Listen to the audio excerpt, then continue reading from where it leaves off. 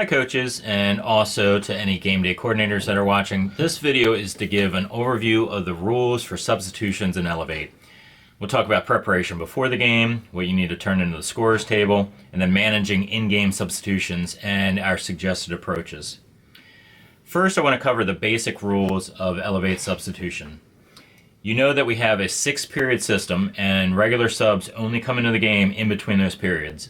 So already it's a little bit different than what we would call, quote, normal basketball. We also enforce a fair play system so that all players get close to the same amount of playing time throughout the year. Now there's a few overarching rules to the Elev8 system. First, before the game, all coaches must rank their players and turn that ranking into the scorers table.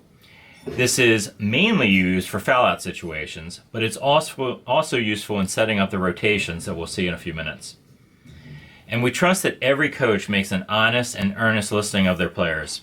We know that in some games, some players have better games and some worse games, and sometimes it's really hard to tell, like the difference between, number 1 and number 2.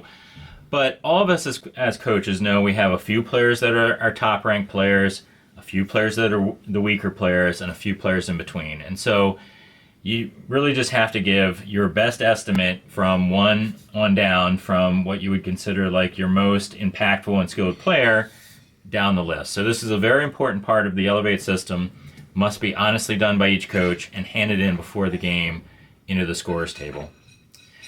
So once you have this ranking during the game, then we move into what the normal substitutions are. And for this, there's 2 primary rules that must be upheld through the game. The first one is that no player should sit on the bench for 2 full periods in a row. And the second is that no one player should have more than 1 extra period than anyone else. And so if there's 10 players, sure, it's 2 squads, 5 each, everybody gets 3 playing periods. If you have 9 players, 3 of those players will get 4 periods, the other 6 will get 3. Again, only a 1 period difference. 8 players means 6 players are going to get 4 periods, and the other 2 are going to get 3. Again, only 1 difference. As you move down, like 7 players, okay, well, 2 of those players are going to have 5 periods now, but the other 5 are going to have 4. So it's always going to be that mix of plus or minus 1 period for every player. Now there's some nuances during the game, like when you get into foul situations, injuries, sometimes players come early or leave late.